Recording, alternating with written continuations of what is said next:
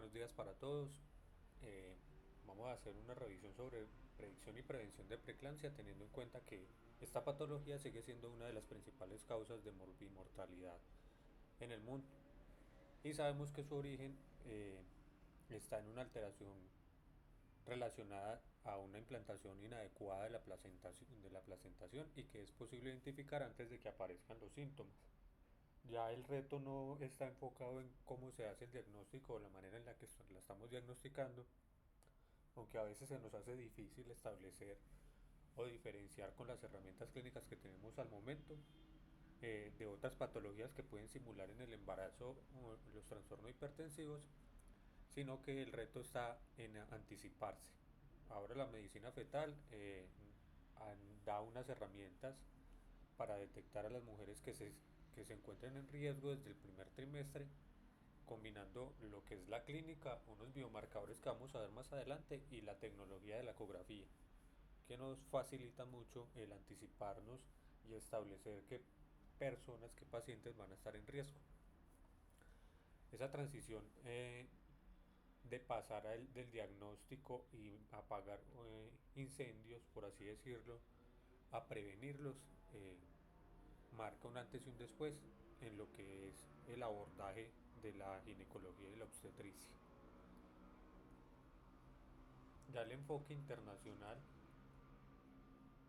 respalda esta transformación y este abordaje de prevención, y diferentes organismos aún basan sus tamizajes en factores clínicos,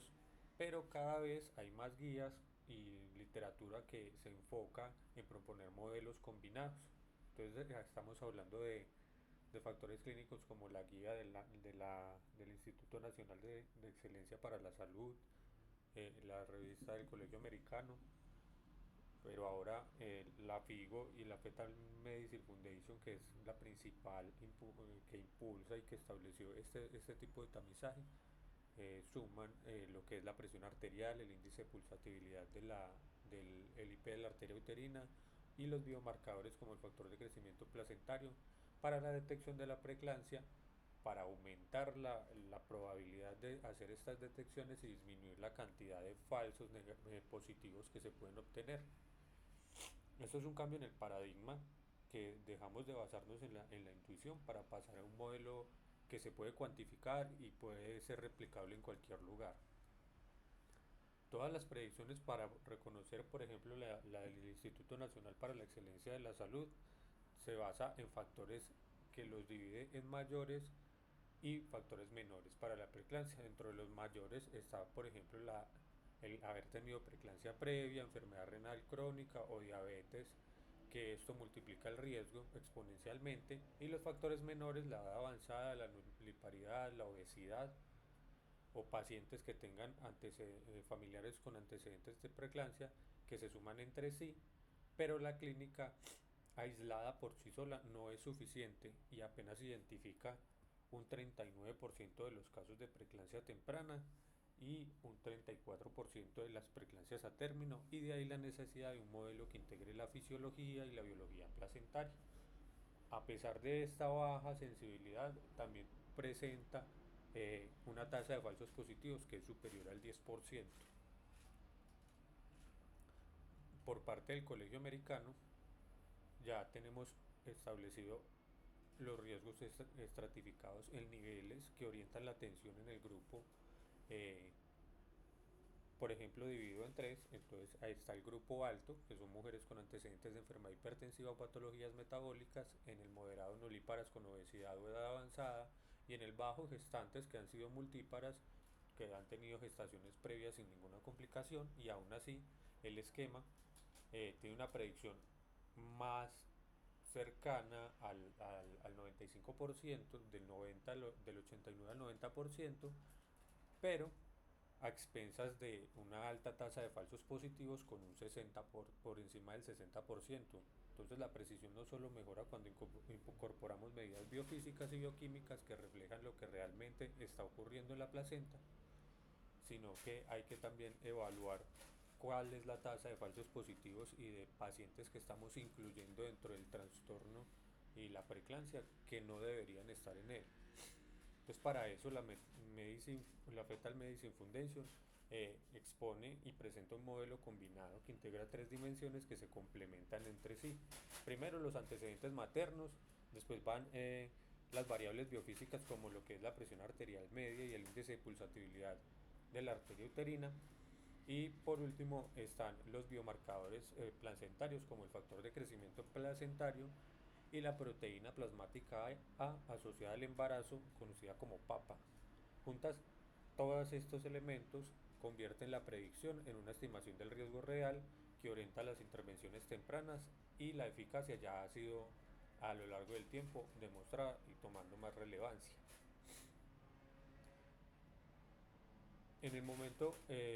oportuno para hacer el cribado está entre la semana 11 y la 13 más 6, coincidiendo con la ecografía del primer trimestre de translucencia nucal. En este punto, la remodelación de las arterias espirales aún está en curso y la placenta puede responder a intervenciones que se hagan. En el caso de que encontremos un riesgo elevado, que es de 100, de 1 en 100, indica iniciar tratamientos que por el momento los tenemos acá reservados y los encontramos eh, con aspirina 150 miligramos. Idealmente empezar antes de la semana 16 para poder hacer una adecuada intervención y un abordaje que nos permita prevenir lesiones a futuro. Y el algoritmo de la Fetal Medicine Foundation traduce esa estrategia y la pasa y la aplica en la práctica, primero evaluando antecedentes de presión arterial media y el cribado inicial. Eh, si esto nos sugiere el riesgo, se añade el Doppler de las arterias uterinas y el factor de crecimiento placentario, y las pacientes de riesgo alto inician aspirina antes de la semana 14, mientras que las que están con bajo riesgo mantienen su seguimiento habitual. Así, se reducen los casos de preeclampsia temprana sin afectar los desenlaces neonatales. Una de las herramientas que tenemos como tal es el índice de pulsatividad de las arterias uterinas, aplicado durante ese periodo de tiempo. Es la primera herramienta que traduce el estado hemodinámico placentario en un valor que lo podemos cuantificar. El IP elevado refleja unas resistencias aumentadas y esto nos muestra una remodelación vascular incompleta, lo que está asociado a mayor riesgo de disfunción de la placenta, preeclampsia y restricción del crecimiento intrauterino. El poder predictivo se multiplica cuando se combina con lo que es la presión arterial media y los biomarcadores angiogénicos. Entonces medir este entre la semana 11 y la 13 más 6 se hace importante porque coincide con la ventana en la que la invasión trofoblástica aún está en desarrollo. Más tarde las arterias uterinas ya se han adaptado y la sensibilidad del test disminuye la oportunidad temporal, esa ventana de diagnóstico,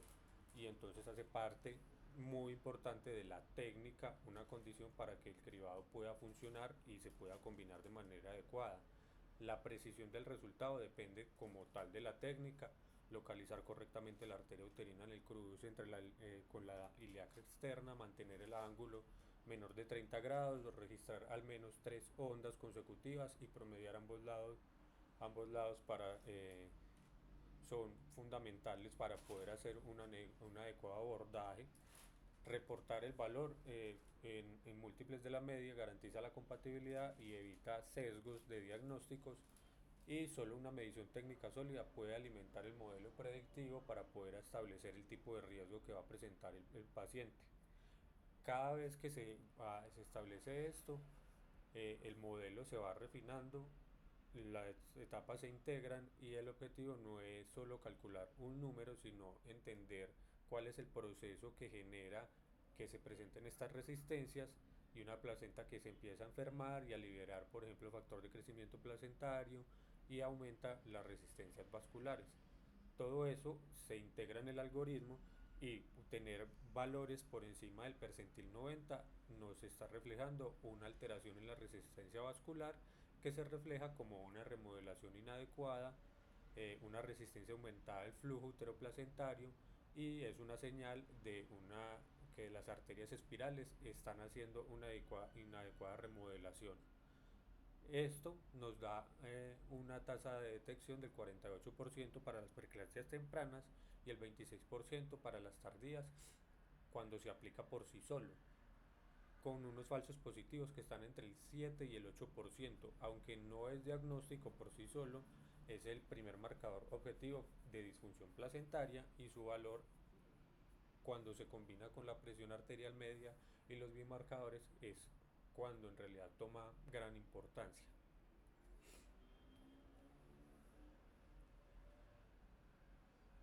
Ya,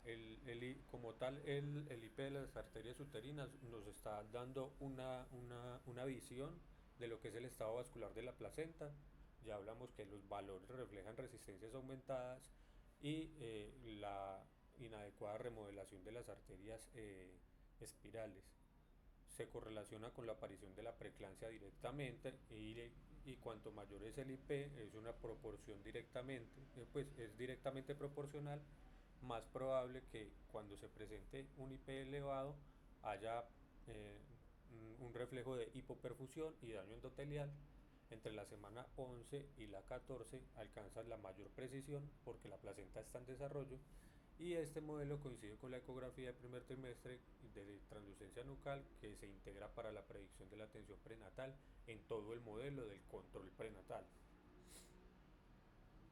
Hay diferentes artículos que hablan de cuál es el screening y qué es lo que se debe hacer en el momento de abordar las pacientes durante el primer trimestre para predecir el riesgo. Uno de esos es este artículo que resume el cambio del paradigma en la predicción de la preeclampsia. Ya no es solo una enfermedad única, sino que se entiende como un resultado de varias alteraciones en las vías biológicas y metabólicas que constituyen un mismo desenlace. En sí el desenlace es la alteración placentaria y la lesión endotelial y el gráfico que muestran lo que hace es agrupar estas alteraciones en los factores más relevantes. Entonces hablan de alteraciones hormonales, inmunológicas, angiogénicas y genéticas. Y esto junto con las condiciones maternas como el síndrome metabólico, trastornos del sueño, alteraciones en las enfermedades autoinmunes o endocrinas, además de alteraciones relacionadas con fenómenos de hipoxia e inflamación placentaria, eh, van a interactuar y comparten un punto de origen o un punto en el que va a manifestarse las lesiones, que es la implantación anómala y una remodelación incompleta de las arterias espirales. Entender el origen y la multiplicidad de las etiologías que coinciden en un solo órgano nos hace entender eh, cómo es que tenemos que intervenir o prevenir directamente para poder hacer las detecciones tempranas. En eso se enfoca el modelo combinado de la Fetal Medicine Foundation que integra la biología, la hemodinamia y la clínica para hacer un adecuado enfoque sobre la predicción. Durante la presentación de los artículos que han mostrado qué es lo que se hace, pues reflejan unos enfoques clínicos que demuestran o estadifican cuando se utilizan solo uno de los componentes del test, cuánto nos va a ayudar a detectar la cantidad de pacientes que vayan a presentar preeclampsia con una tasa de falsos positivos de alrededor del 10%. Entonces tenemos que eh, con solo la historia clínica y los factores de riesgo vamos a hablar de detecciones de preeclampsia temprana o de antes de las 37 semanas del 45 al 53%, mientras que si hacemos el triple test de la Fetal Medicine Foundation con los factores angiogénicos como el factor de crecimiento placentario, pasamos al 75 y hasta el 90% de detección de estas pacientes. Entonces el enfoque clínico basado solo en las características maternas no hace una detección completa y no alcanza a superar el 50% y apenas el 34% de las pacientes a término, mientras que si se hacen es la sumatoria de todo esto combinado, los antecedentes maternos, la presión arterial media, el Doppler de las arterias uterinas, el factor de crecimiento placentario, el rendimiento se eleva hasta el 90% para la preeclampsia temprana y el 75% de la global. Recordemos con un margen de hasta el 10%. Ese es el principal enfoque que da la Fetal Medicine Foundation. Y a medida que el enfoque avanza, la atención se traslada al flujo de un equilibrio más a nivel molecular. Entonces los factores angiogénicos como el factor de crecimiento placentario endotelial, el factor de crecimiento placentario eh, por sí solo sostiene lo que es la vasculatura placentaria, mientras que los antiangiogénicos como lo que es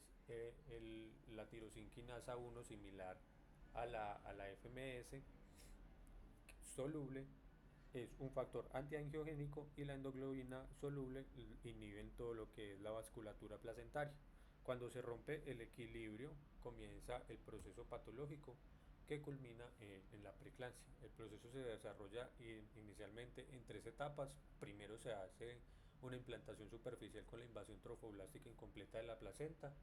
Luego hay un episodio de hipoxia placentario que se perpetúa y estimula la liberación de factores tóxicos y posteriormente hay una disfunción endotelial materna. Esa secuencia explica por qué la enfermedad se manifiesta clínicamente semanas después del origen placentario y de ahí la importancia de hacer estas detecciones antes porque lo que estamos buscando no es las manifestaciones clínicas como tal, sino los factores angiogénicos que se están empezando a, a cambiar y a tener una modificación en su equilibrio para poder detectar qué pacientes están encaminadas a tener estos trastornos de la placentación. Como tal, la fisiopatología de la preeclampsia puede entenderse como una secuencia. Entonces hay unas fases. La primera, todo comienza con una implantación anómala. El trofoblasto invade de forma incompleta las arterias espirales que conservan la capa muscular y mantienen la resistencia vascular elevada. Esa perfusión deficiente genera estrés del sincitio trofoblasta, induce liberación de factores angiogénicos y la fase, los angiogénicos que van en contra de la vasculatura placentaria. Y la otra fase, los mediadores entran en la circulación materna y producen una activación endotelial generalizada, que es la lesión endotelial de por sí. Ahí es donde aparece el cuadro clínico de hipertensión, proteinuria, edema, alteraciones de la coagulación, que son manifestaciones de la lesión endotelial. Y por último, la descompensación materna se traduce en las complicaciones graves que conocemos como eclampsia, ruptura hepática, daño renal o síndrome de HELP. En el esquema anterior, lo que estamos viendo es que se observan factores genéticos, inmunológicos y de estrés oxidativos. Acá en la derecha, eso es lo que con las principales causas convergen en la disfunción placentaria. Del balance se inclina hacia los factores antiangiogénicos con disminución del factor de crecimiento placentario y aumenta el SFLT1, lo que precipita el vasoespasmo y la restricción del crecimiento fetal. Esa cascada nos da la posibilidad y las herramientas de identificar y conectar la biología con la clínica, todas las alteraciones metabólicas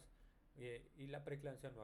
no va a aparecer de una manera súbita, sino que es el resultado de una alteración de todos estos factores que posteriormente se van a manifestar como preeclampsia. Para hacer una comparación entre la placenta sana y la preeclámptica, nos ayuda a identificar el origen de la lesión y cómo la remodelación de las arterias espirales que le ha venido mencionando mucho nos muestra la perfusión homogénea en una placenta normal. La segunda, cómo se van a presentar los cambios en los vasos, va a aumentar la posibilidad de que se presente un flujo turbulento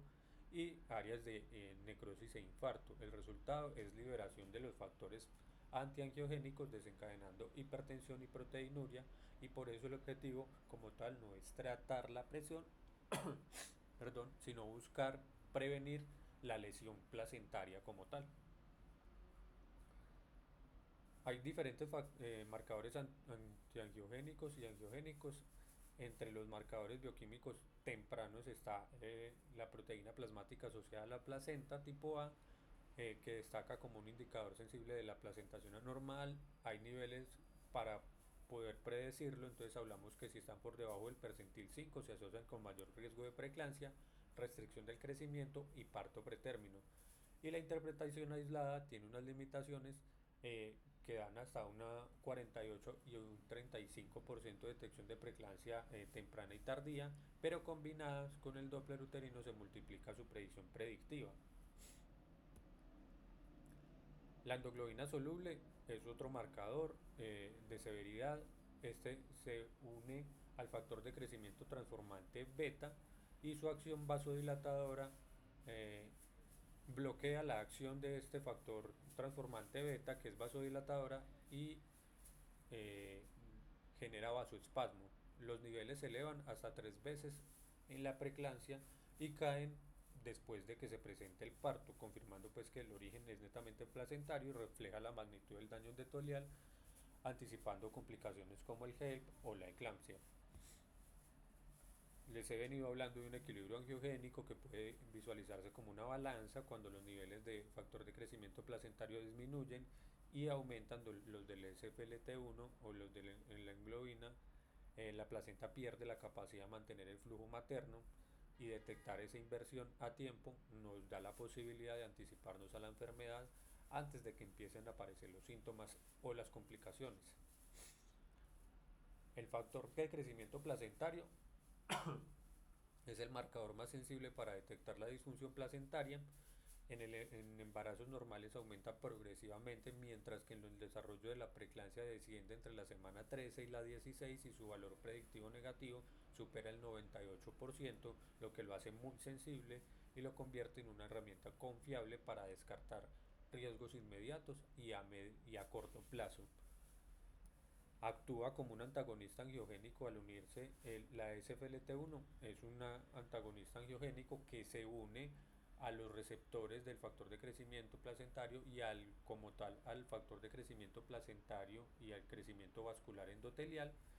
impide sus acciones. Entonces en la preeclampsia severa sus niveles son hasta 5 veces más altos y comienza a elevarse varias semanas antes de la clínica. El hecho de hacer estas relaciones, identificar que está más elevado el SFLT1 y disminuido el factor de crecimiento placentario, nos habla de que se está captando en el vaso esto y esto impide que se generen las acciones de vasodilatación y que haya vasoespasmo a nivel placentario. Ya dentro de todo lo que son los colegios y los abordajes que están hablando del diagnóstico para los trastornos hipertensivos y cómo hacen parte del espectro de la preeclampsia, se tiene en cuenta uno de los criterios como la disfunción uteroplacentaria, que se manifiesta con abrupción de placenta, el tener niveles angiogénicos, por ejemplo el factor de crecimiento placentario por debajo del percentil 5 o una relación SFLT1 con el factor de crecimiento por encima de 38 para hacer diagnóstico de preeclampsia. Otras manifestaciones basándonos en esa fisiopatología que les estaba comentando ahora es la restricción del crecimiento fetal o las alteraciones del Doppler de la arteria umbilical para hacer el diagnóstico como tal de preeclampsia. Entonces están dentro de los, de los ítems de disfunción uteroplacentaria y de imbalance de angiogénica. Cuando hacemos los abordajes tradicionales, el principal problema es que diagnosticamos tarde la preeclampsia, puede permanecer silenciosa durante semanas mientras se instaura todo este proceso metabólico de alteración de valores angiogénicos hasta que la placenta está lo suficientemente enferma para que se supere la capacidad de autorregular toda la vasculatura y la lesión endotelial y aparecen los síntomas. En ese punto, en realidad, como tal, lo único que se puede hacer es, por así decirlo, un manejo paliativo, donde vamos a tratar de nivelar las presiones arteriales y buscar prevenir que se desencadene la preeclampsia severa y la eclampsia. Entonces ya se pierde ese margen, esa ventana de oportunidad para prevenir las alteraciones y ya empezamos a hacer unos bomberos apagando el fuego de lo que ya se instauró. Los métodos clásicos, como la presión arterial y la proteinuria, además tienen un valor predictivo positivo muy bajo que está entre el 18 y el 36%, lo que significa que la mayoría de las mujeres hospitalizadas por sospecha en realidad no desarrollan la enfermedad y las complicaciones, y esto aumenta el costo en cuanto a las hospitalizaciones y va perdiendo costo de efectividad todo lo que son estos enfoques. Entonces hay recursos que se gastan de manera innecesaria. Esto repercute también en la paciente, que va a generar más ansiedad por el estado de estar hospitalizada y la toma de paraclínicos seriados, y sobre costos que no, en realidad no están justificados, sobre todo en estos escenarios de nosotros, que se pone cada vez más tensa la situación. Entonces ahí la predicción basada en lo que ya les estoy mencionando nos ayuda a identificar a las mujeres en riesgo real antes que la enfermedad se manifieste, y el usar los biomarcadores reflejan la salud placentaria. Y no solo nos basamos en el reflejo de las presiones arteriales, que teniendo en cuenta antecedentes de las pacientes pueden enmascarar o pueden estar simulando trastornos hipertensivos relacionados con la gestación, siendo alteraciones relacionadas a los antecedentes propios de la paciente. Hay estudios sólidos que validan el uso de la relación de los factores angiogénicos. En el New England Journal en el 2016 fue publicado donde se incluyeron 1.200 mujeres con sospecha de preeclampsia divididas en cohortes para un desarrollo y una validación. El punto de corte definido fue un valor de 38, y sus resultados fueron en realidad un parteaguas en todo este abordaje. El valor predictivo negativo es del 99,3 dentro de la primera semana y 97,9 a las 4 semanas, lo que significa que el resultado bajo prácticamente descarta el diagnóstico a corto plazo dentro de las primeras 2 semanas y las primeras 4 semanas, y la sensibilidad y la especificidad se mantienen cercanas al 80%, tanto para confirmar como para descartar la patología, y esto se consolida como el índice y la herramienta diagnóstica más confiable que tenemos al momento, incluso en el contexto de pacientes que solo son sospecha clínicas. Así, ya podemos hablar de que los factores angiogénicos y este ratio está como el gol estándar para el diagnóstico diferencial en las mujeres que tienen síntomas sugestivos de trastornos hipertensivos que cursan con otras patologías, y necesitamos hacer estas diferencias para distinguir entre una preeclampsia verdadera y otras causas de hipertensión gestacional sin riesgos inmediatos, y en realidad descartándolos como tal. El rendimiento diagnóstico que se tiene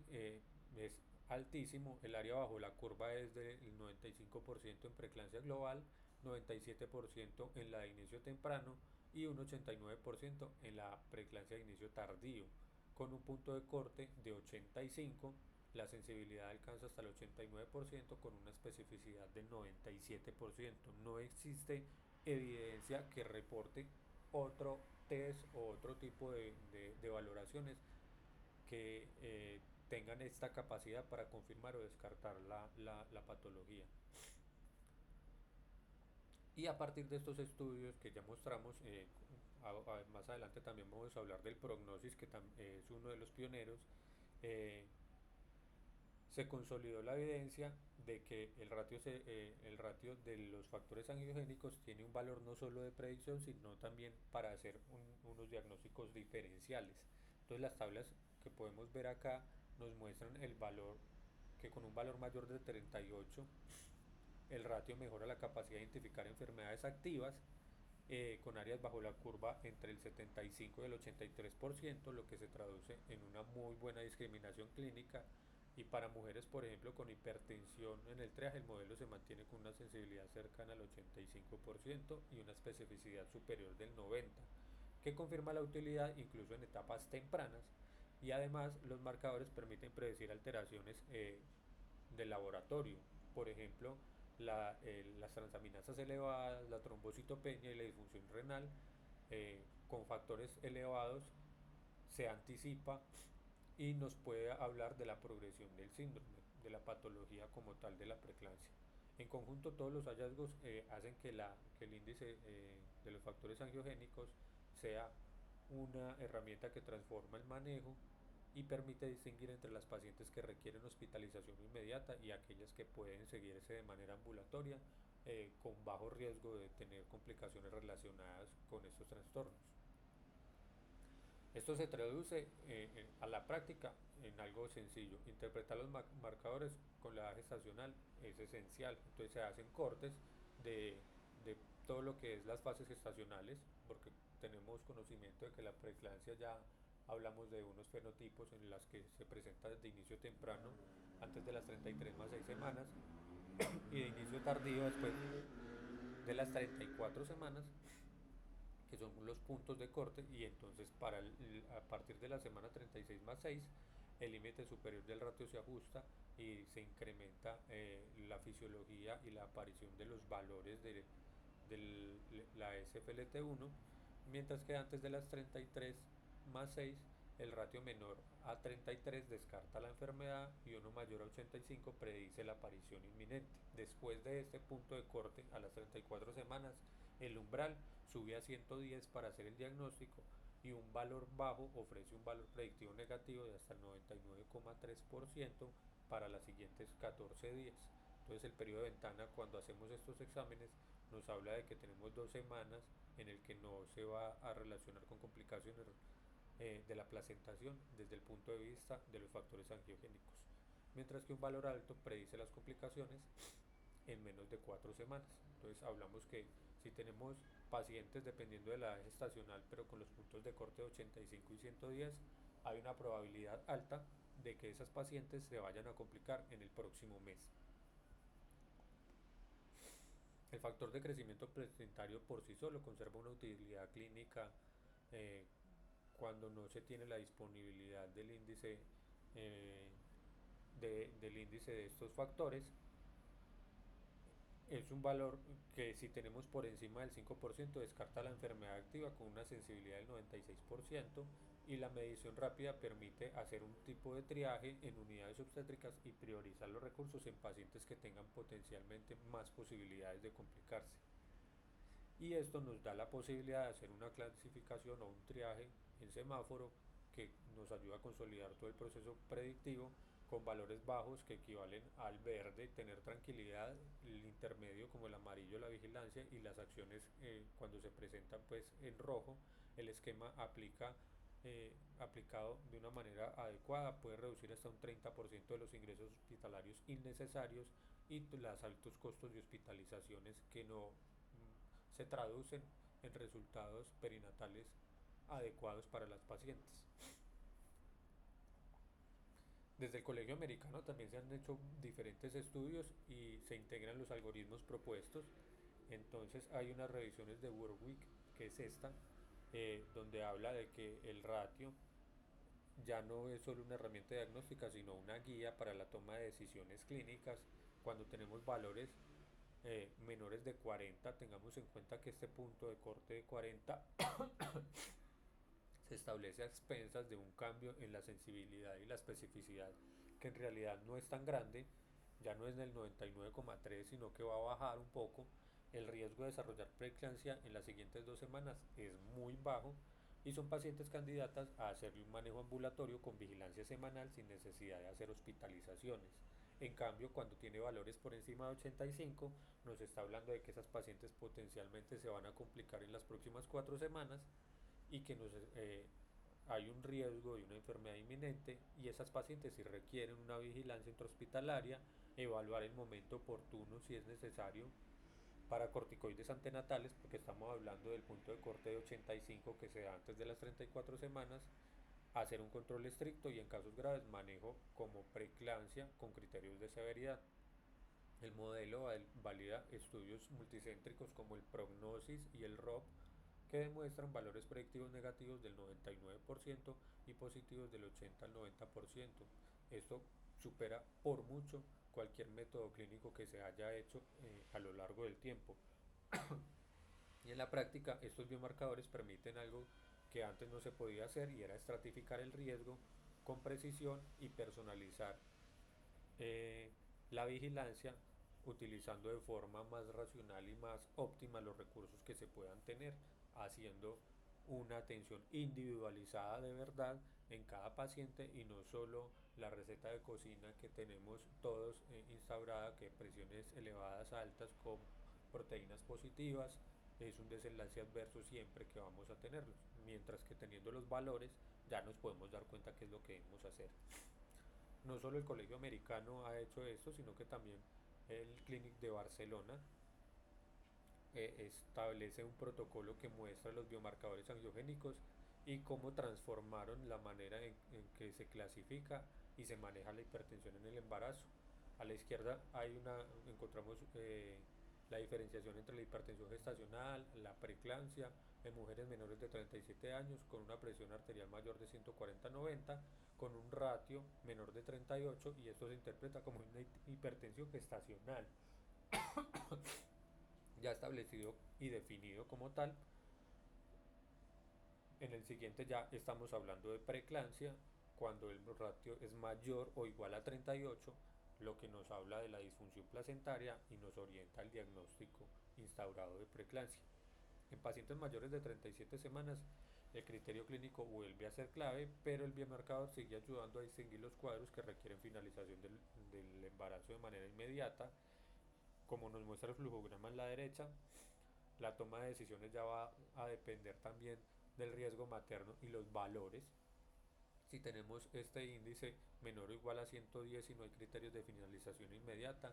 se opta por hacer un manejo conservador con maduración pulmonar fetal en estos casos para buscar en menos de una semana finalizar el embarazo, pero si el ratio es mayor de 655 o se tiene el modelo de Pierce que indica un riesgo de por encima del 5%, la conducta cambia y se recomienda finalizar de manera inmediata una vez se ha completado la maduración pulmonar. El protocolo como tal es un ejemplo de lo que se hace individualizando todas las pacientes, porque no todas las hipertensas son iguales y los biomarcadores nos permiten y nos dan esa oportunidad de individualizar y decidir con precisión cuándo vamos a continuar o cuándo tenemos que interrumpir el embarazo, reduciendo tanto las complicaciones maternas como la prematuridad innecesaria, que muchas veces son escenarios que se nos presentan a lo largo del quehacer. Este es un algoritmo que cuando roté por Valle de Lili nos facilitaron. Resume cómo se utiliza el ratio allá en la práctica diaria para orientar el manejo de los pacientes con sospecha de preeclampsia. En la parte de arriba, esto está dividido en dos partes, como pueden ver. Acá en la parte superior el punto de partida es la gestacional. Si la gestante tiene menos de 34 semanas, hablamos de posible preeclampsia de inicio temprano. Si tiene más de 34, se divide y pasa a ser a preeclampsia de inicio tardío. Y en los embarazos menores de 34 semanas, con un valor mayor a 85, indica una enfermedad activa o inminente y requiere una hospitalización inmediata con el diagnóstico de preeclampsia. Y que requiera controles seriados y conductas más eh, invasivas, que vamos a ver un poquito más adelante, pero un valor menos de 38 descarta la disfunción placentaria y permite continuar el control ambulatorio. Los valores intermedios entre 38 y 85 deben repetirse en una semana, ya que podrían corresponder a una fase de transición que están migrando hacia niveles elevados, y en gestaciones mayores de 34 semanas los puntos de corte ya, como los habíamos mencionado, son de 110 y confirman el diagnóstico, que mientras que los valores menores de 38 son tranquilizadores y nos dan la posibilidad de hacer seguimientos ambulatorios de esta paciente.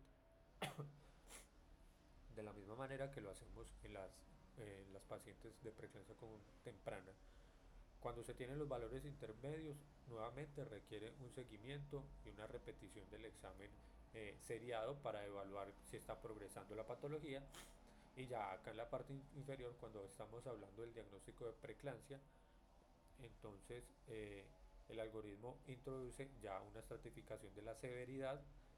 Los ratios mayores de 655 definen una enfermedad severa con necesidad de hospitalización y finalización temprana del embarazo. Una vez se complete el esquema de maduración pulmonar fetal,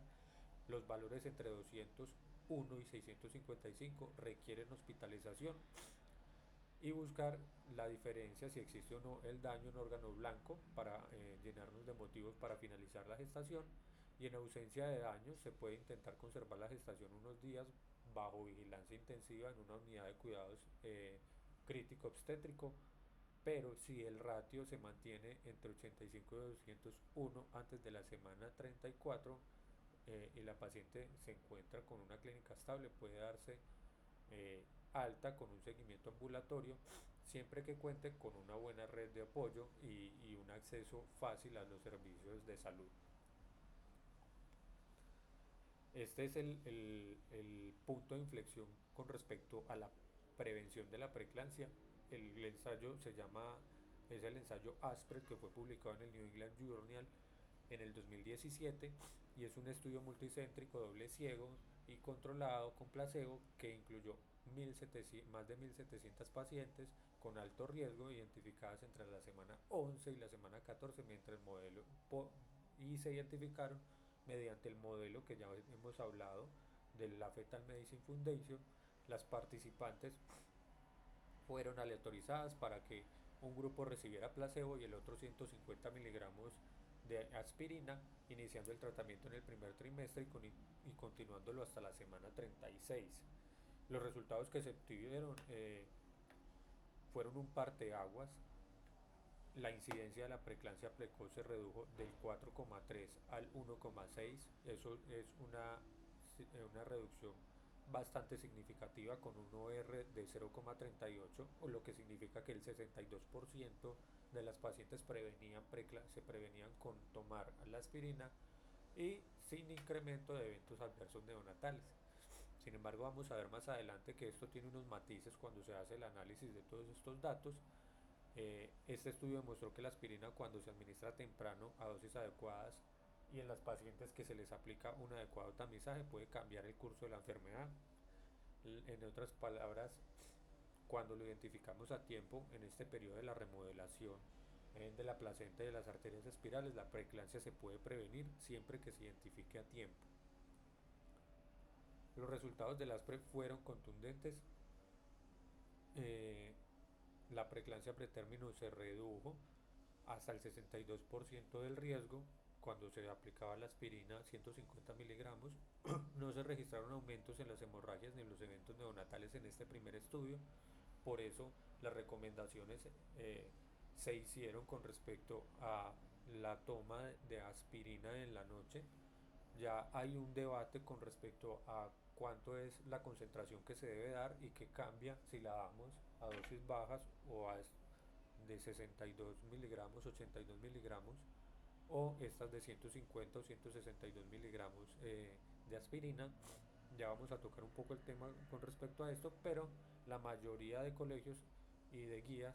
implementaron el uso de esto. Ya se identificó la cronoterapia con respecto a la aspirina. Se hizo un estudio en el que se buscó identificar cuál es el mejor momento y cuándo responden mejor las pacientes a la aspirina, identificando que en la noche, por todo el ciclo circadiano y niveles de los factores angiogénicos, del cortisol y de las hormonas, responde mejor en la noche, sin identificar de una manera adecuada el por qué tiene mejores resultados, pero la evidencia sí nos muestra que responde mejor en la noche. Y entre las casi 27.000 mujeres tamizadas en el algoritmo se identificó un 9,2% de alto riesgo con una tasa de detección del 76,6% para enfermedad pretérmino, y el tratamiento redujo los casos severos y consolidó el valor del cribado. Entonces, este estudio no solo nos mostró que la aspirina no sirve, sino que reafirma que el tamizaje, como lo hace la Fetal Medicine Foundation, es muy certero y nos ayuda a identificar a las pacientes con esta patología, y la aspirina se convierte así en la intervención más precisa y eficaz para las pacientes que tienen estos riesgos elevados.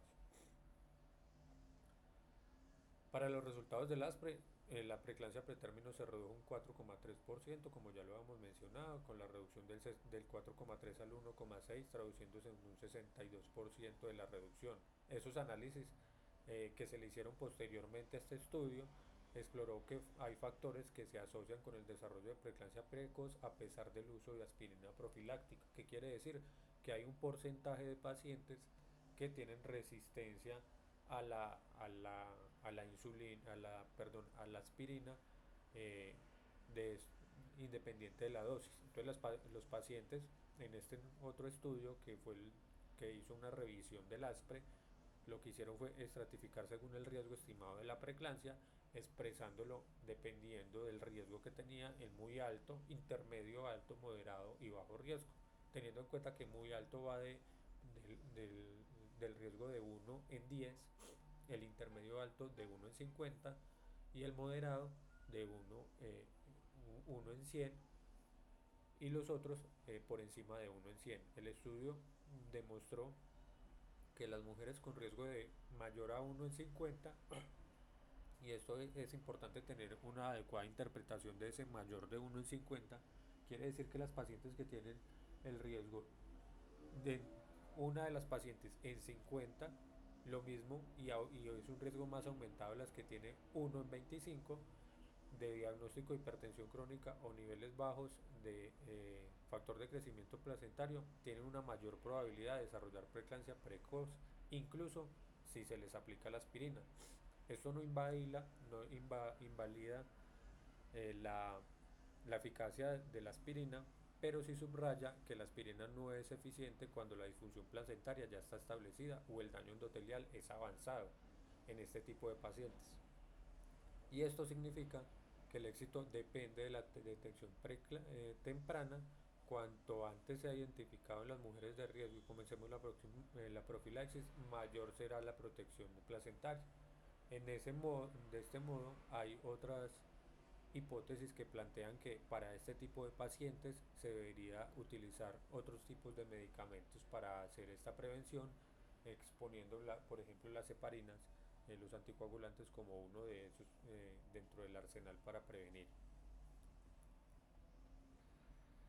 Y este estudio se diseñó para comparar si una dosis más alta de 150 a 160 miligramos de aspirina prevenía mejor la preeclampsia que las dosis tradicionales de 75 miligramos y si existía mayor riesgo de sangrado.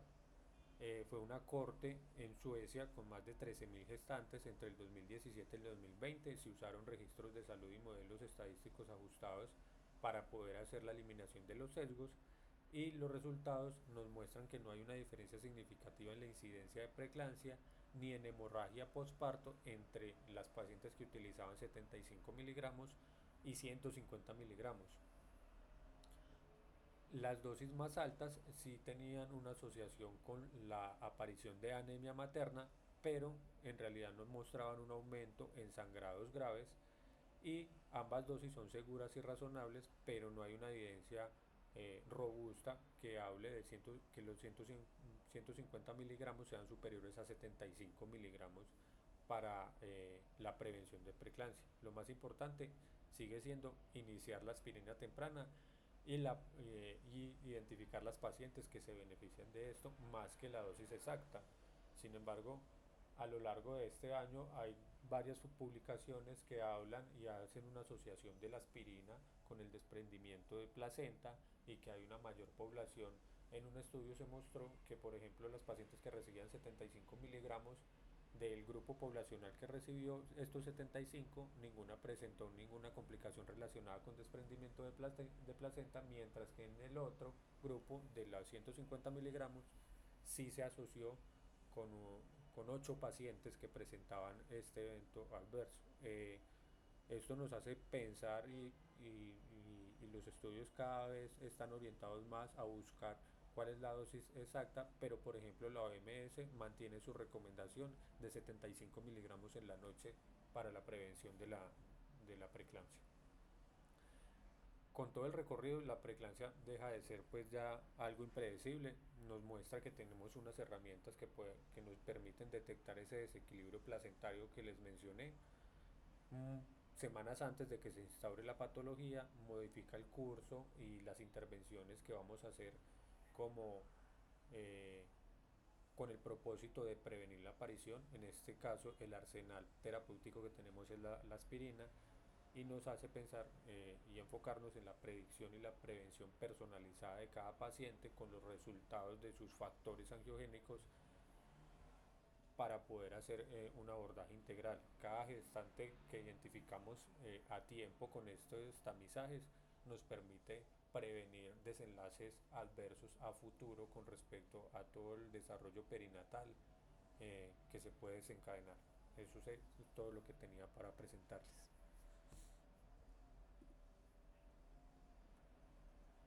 Muchas gracias, Manu. Bueno, como pueden ver, realmente todos estos estudios y como todos los esfuerzos se han hecho en la predicción de la preeclampsia temprana antes de 34 semanas, que es precisamente pues la que genera más morbilidad, ¿no? Y más mortalidad pues perinatal y también mayor morbilidad materna. Eh, no, pues realmente esto ha avanzado bastante. Ya tenemos en nuestro medio la posibilidad pues del uso clínico de todas las herramientas que Manu nos mostró, pues el Doppler de las arterias uterinas, pues obviamente la revisión juiciosa de los antecedentes maternos y también los factores angiogénicos los tenemos en nuestro medio, pues una vez a la semana, pero estamos trabajando con ellos y realmente nos han ayudado bastante a ser, digamos, en algunos casos menos agresivos en la terminación de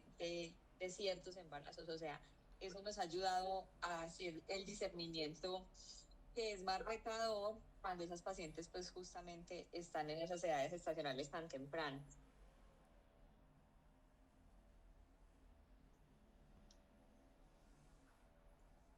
Doctora Lady, doctor Manuel, precisamente, ¿me escuchan? Sí, señor. En este orden de ideas, pues esto plantea como un nuevo paradigma en el control prenatal, porque ¿qué es lo que hacemos ahora? Tenemos una paciente con riesgos, hacemos el enfoque de riesgo, pero esa paciente tiene sus cifras tensionales normales, y entonces lo que nos quedamos es como en un estado de tranquilidad y de expectativa, y venimos a preocuparnos en el primer nivel de atención por esa paciente cuando de pronto llega a urgencias o llega a un control prenatal con cifras tensionales altas. ¿Cuál sería la recomendación para tener en cuenta e iniciar en forma temprana la tamización de esta paciente con las ayudas diagnósticas que ya tenemos disponibles, como nos lo dice la doctora Lady,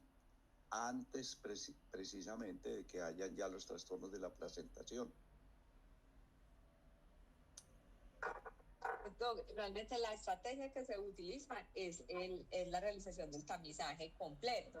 ¿cierto? O sea, que en la ecografía de tamizaje genético, que es entre la semana 11 y 14, a esa paciente le midan la presión arterial, idealmente pues tenerlos, pues la medición de las arterias uterinas también y pues digamos toda la historia clínica para poder hacer ese tamizaje ajustado. Así. O sea, lo ideal es que esos pacientes realmente terminen haciéndose el tamizaje de semana 11 a 14, pues en un sitio donde se los hagan completo. Ese sería, Sí, y a partir de ahí se genera, pues digamos que, por ejemplo, nosotros en el hospital, pues esas pacientes que van a tamización y terminan teniendo alto riesgo, desde ahí, desde la ecografía de tamizaje, se les inicia la aspirina. Sí, nosotros iniciamos la aspirina, pero la iniciamos casi que en una forma empírica, porque no todos los reportes de las ecografías de la semana 11 a 14 traen esos marcadores que uno los puede analizar, ¿no?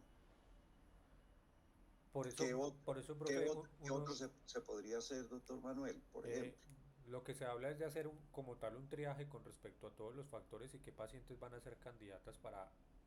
específicamente a ellas hacerle esos factores angiogénicos. Entonces, hablamos de este test en el que se identifican todos los factores de riesgo materno, los antecedentes, la presión arterial media y esas pacientes que en ese momento nos pintan una bandera roja que nos dicen que esas pacientes tienen mayor riesgo de desarrollar trastornos de la placentación y alteraciones a futuro. Esas son las candidatas que tenemos que enfocarnos para hacerle estos factores angiogénicos. Muchas veces lo que se nos limita son los accesos a los servicios de salud que puedan tener la disponibilidad de estos factores angiogénicos. Entonces lo que nosotros hacemos y nos limitamos es a estas pacientes que estamos clasificando con estos riesgos que ya hemos demostrado y que fue los que mencioné al inicio, tienen una mayor probabilidad de desarrollar todas las alteraciones. Esas pacientes son candidatas a recibir aspirina, idealmente antes de la semana 16. Por eso estos abordajes del tamizaje deberían hacerse, como ya se mencionó y como lo dijo ahora la profe, entre la semana 11 y la 14 para poder estratificar el riesgo. Ahí es donde estamos haciendo el triaje para poder identificar qué pacientes son las que requieren la toma de los factores angiogénicos, hacer el Doppler con el IP de las arterias uterinas y decir estas pacientes son candidatas a recibir aspirina o estas pacientes deberíamos hacerle factores angiogénicos para poder establecer qué vamos a hacer de ahora en adelante. Perfecto, doctor, y muchas gracias. Y finalmente la limitación de los factores angiogénicos y es el costo, todavía son bastante costosos, vale más o menos cada uno 350.000 pesos, o sea que son como 700.000 pesos. Son costosos, las pólizas los cubren, entonces digamos que a esos pacientes pues se les pueden solicitar con mayor facilidad y ya en el contexto clínico de la paciente hospitalizada nosotros también lo estamos utilizando. Y lo otro también es lo que hace, por ejemplo, la profe Lady con las pacientes que están por encima de 26 y 28 semanas, que se les pide para hacer una predicción del riesgo que van a tener de ahí en adelante. Recordemos que las pacientes, la predicción de complicaciones nos habla de estos puntos de corte de 38 en antes de las 34 semanas y 85, teniendo en cuenta que si está por debajo de 38 es muy tranquilizador en las próximas 2 semanas de que esa paciente no va a tener complicaciones relacionadas con trastornos de la placentación, mientras que por encima de 85 es una paciente que potencialmente y tiene una probabilidad elevada de tener alguna complicación relacionada con trastornos de la placentación o traducirse en alteraciones de los paraclínicos. Las transaminasas, las plaquetas, la LDH se van a elevar y por eso hacer eso nos sirve para identificar las pacientes que tenemos que hacer un control más estrecho y ahora todos los algoritmos están orientados a eso, a los niveles de factores angiogénicos, si están por encima o por debajo de estos puntos de corte, que hay unos puntos de corte también mayores cuando está por encima de 85 como ese 655 que nos dice que esa paciente tiene una probabilidad altísima de complicarse en la próxima semana y que la recomendación es buscar la finalización del embarazo. Sí, excepto pues ya en valores así tan altos, lo que requieren estas pacientes es un seguimiento estrecho, ¿no? O sea, nunca con valores, por ejemplo, por encima de 110, pero por debajo pues de 600, van a requerir solo por ese valor la finalización de la gestación, sino el seguimiento estrecho y entender que esa paciente pues va a tener una mayor probabilidad de desarrollar una preeclampsia severa en las siguientes semanas, ¿sí? Pero no, digamos que por el momento no, tampoco lo estamos utilizando pues para diagnóstico, excepto pues ya en valores muy elevados, dependiendo de la edad gestacional. Obviamente, sí, en el escenario clínico de la hospitalización, pues sí nos podrá servir para diagnóstico, ¿cierto? Pero digamos que tendríamos dos momentos, el de la predicción y el de ya el diagnóstico cuando lo estamos haciendo la diferenciación de alguno de los trastornos hipertensivos o de una patología pues distinta social.